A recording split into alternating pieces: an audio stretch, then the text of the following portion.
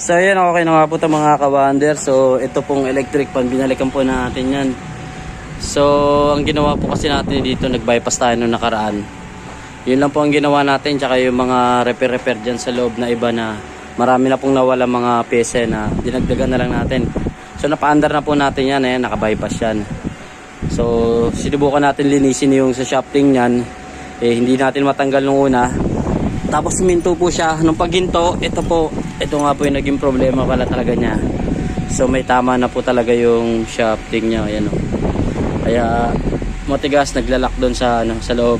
So pinilitan na po natin ng shafting yan, kadalawang busing. So ito naman po, ito po yung hélice niya nung una. So nabali po, nabasag. So yun po yung hélice na dating nasa atin na ibinenta po natin dito kalamang. So nabali po. So pinagpalit ko na lang po yung hélice para hindi na sila